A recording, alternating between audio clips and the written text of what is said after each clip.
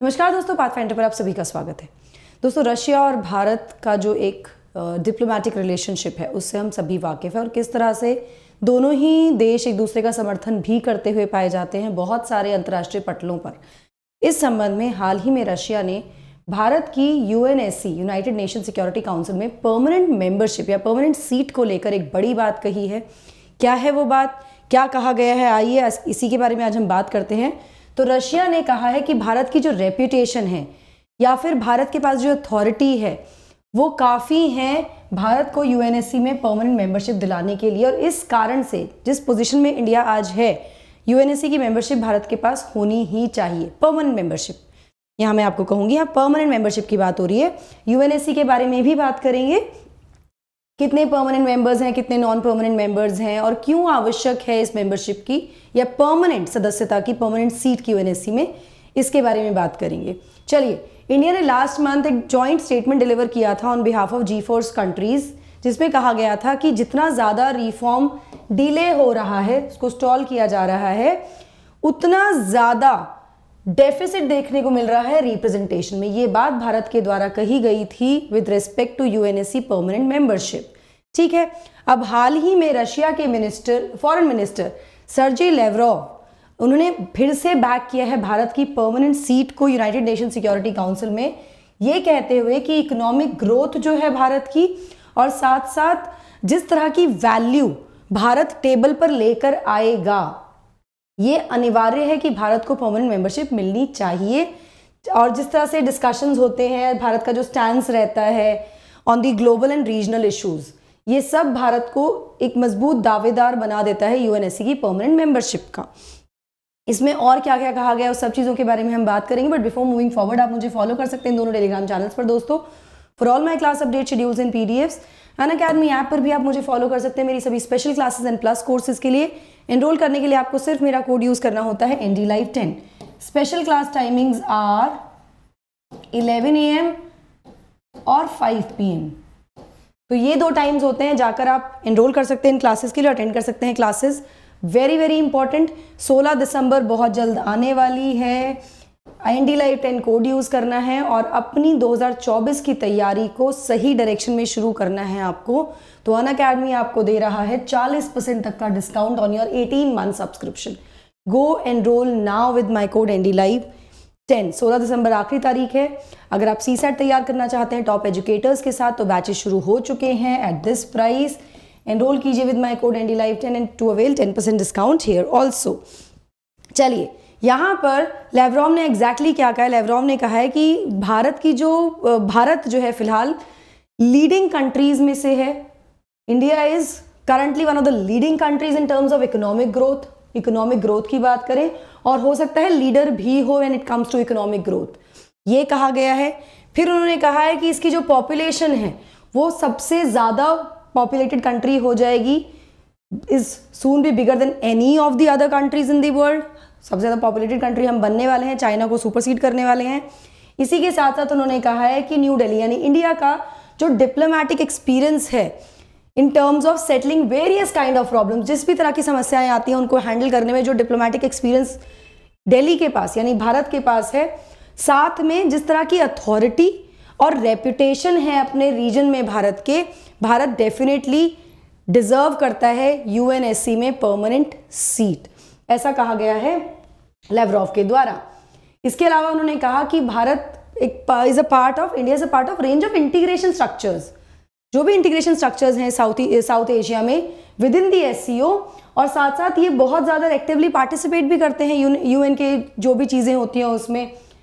यहाँ पर आगे उन्होंने कहा कि India is a country that not only aspires to be, मतलब भारत एक देश ऐसा है जो केवल बनने की उम्मीद नहीं करता, एस्पिरेशन नहीं रखता, लेकिन it has the essence, it is at the essence, मतलब वो बन सकता है एज वर्ल्ड मल्टीपोल। अगर वर्ल्ड बनता है तो उसमें सबसे महत्वपूर्ण पोल भारत बन सकता है। मल्टीपोलर वर्ल्ड का मतलब हुआ जहाँ पे 2 या 2 से ज़्यादा countries equal status, equal power पर होती हैं। तो भारत में वो क्षमता है और वो बन सकता है कि जहाँ पर एक बहुत ही महत्वपूर्ण pillar of the multipolar world.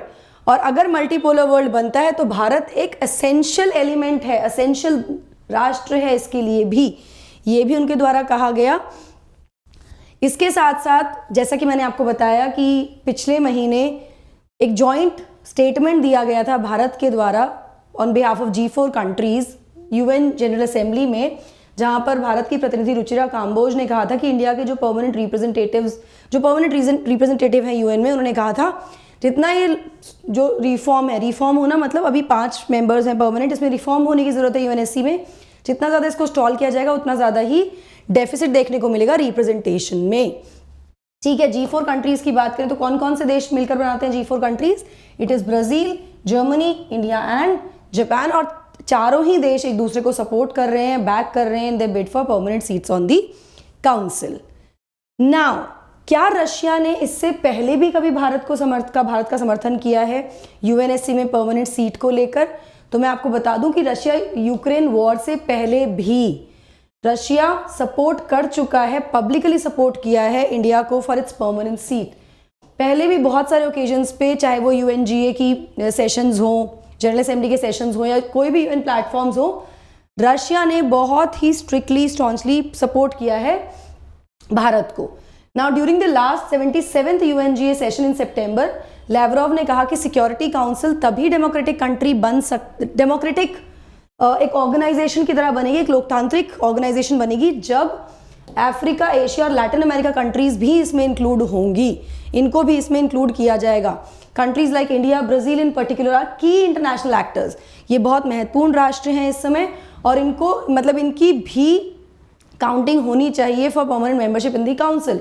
ठीक है, बिसाइड रशिया, यूके के एम्बेसडर, ये केवल रशिया का ही स्टैंस नहीं है, यूके के ambassador to the UN Barbara Woodward, इन्होंने भी सपोर्ट किया है भारत की एस्पिरेशन को और कहा है कि हम सपोर्ट करते हैं that the creation of new permanent seat for India, Germany, Japan and Brazil, इन चारों ही देशों के G4 नेशंस के लिए, as well as permanent African representation on the council.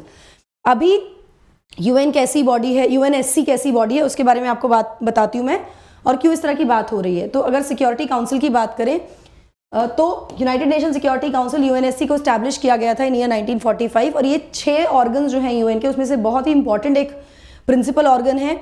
UNSC का हेडक्वार्टर न्यूयॉर्क सिटी में है, USA में। नाउ जितने भी मेंबर्स हैं UN के, वो सारे अग्री करते हैं और मतलब अग्री करते हैं to accept and carry out the decisions of security council, सभी इसको मानते हैं। जहां एक तरफ जो बाकी ऑर्गन्स हैं UN के, वो रिकमेंडेशंस देते हैं, they make recommendations to the member states. केवल सिक्योरिटी काउंसिल के पास वो पावर है कि वो डिसीजंस देता है, डिसीजन लेता है on behalf of the member states, and these member states are then obligated to implement under the charter. मतलब जो बाकी मेंबर्स हैं, बाकी ऑर्गन्स हैं, नॉट मेंबर्स, ऑर्गन्स हैं UN के, वो रिकमेंडेशंस देते हैं UN के मेंबर्स को। सिक्योरिटी काउंसिल इकलौता ऐसा ऑर्गन है जो कि रिकमेंडेशन नहीं देता है। जो भी डिसीजन लिए जा रहे हैं सिक्योरिटी काउंसिल में, वो मेंबर्स को मतलब they are obligated to implement them. तो इतना इंपॉर्टेंट पोजीशन है सिक्योरिटी काउंसिल का यहाँ पर अंतर्राष्ट्रीय पटल में, हम सभी जानते हैं। नाउ अभी फिलहाल UNSC is compose of 15 members, 5 permanent, 10 non permanent members हैं।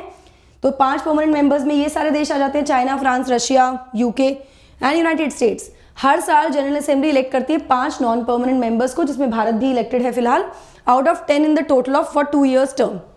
ठीक है, ये डिस्ट्रीब्यूट कैसे की गई? रीजनल डिस्ट्रीब्यूशन किया गया, रीजनल बेसिस पे। 5 for African Asian states, 1 for the eastern European state, 2 for Latin America and Caribbean states, 2 for western European and other states. ना अभी भारत भी मेंबर है, लेकिन नॉन परमानेंट मेंबर है। यहाँ मैं आपको बता दूं, केवल परमानेंट मेंबर्स के पास वीटो का अधिकार होता है किसी भी डिसीजन में, और इसके हमने बहुत सारे एग्जांपल्स पहले भी देखे हैं। केवल 5 परमानेंट मेंबर्स के पास ही एक्सक्लूसिव डोमेन है वीटो पावर का, जिसको बहुत बार क्वेश्चन भी किया गया है बाकी मेंबर्स के द्वारा। And this is one thing which is far from democratic when it comes to UNSC। इसीलिए बहुत सारे जो देश हैं उन्होंने ये क्वेश्चन उठाया है कि जो एग्जिस्टेंस है ना वीटो का, और ये केवल जो P5 तक सीमित है, वो कहीं ना कहीं डेमोक्रेटिक प्रिंसिपल्स के विरुद्ध है। और डिसीजन लेने के लिए the countries like India, Brazil, Germany, ये बड़े देश हैं, इनका भी से होना चाहिए when it comes to global decisions, चाहे वो टेररिज्म के काउंटर करने के लिए हो, या फिर वो इकोनॉमिक डिसीजंस हो, फाइनेंशियल डिसीजंस हो, एटसेट्रा। सो यही फिर से बैक किया गया है रशिया के द्वारा भी यहाँ पर। आई होप आपको समझ में आया होगा। दोस्तों अनअकैडमी से जुड़ने के लिए आपको सिर्फ मेरा कोड यूज़ करना है NDLive10 to avail discount on your subscriptions plus iconic combo किसी भी सब्सक्रिप्शन पर। लक्ष्य बैचेस 15 तारीख से शुरू हो रहे हैं, यानी कल से शुरू हो रहे हैं। अभी जाकर एनरोल कर लीजिए with my code NDLive10 here. इसी के साथ साथ आरंभ बैचेस भी शुरू हो रहे हैं 22 तारीख से। बायलिंगुअल बैचेस होंगे, ये भी आप ज्वाइन कर सकते हैं। IRMS के बैचेस शुरू हो रहे हैं हमारे 18 दिसंबर से, जहां पर UPSC के टॉप एजुकेटर्स और गेट के टॉप एजुकेटर्स साथ में मिलकर आपको मदद करेंगे टू क्रैक IRMS 2023। एनरोल करने के लिए आपको सिर्फ मेरा कोड यूज करना है NDLive10। Loan facilities also available on the platform. बहुत इंपॉर्टेंट, अगर आप टेस्ट प्रिपरेशन में टेस्ट सीरीज ज्वाइन करना चाहते हैं तो एक बहुत ही नॉमिनल से प्राइस पे आपको टेस्ट सीरीज मिल रही है। 55 टेस्ट मिल रहे हैं यहाँ पर। आपको कोड यूज करना है NDLive10 and you can avail the benefit of it.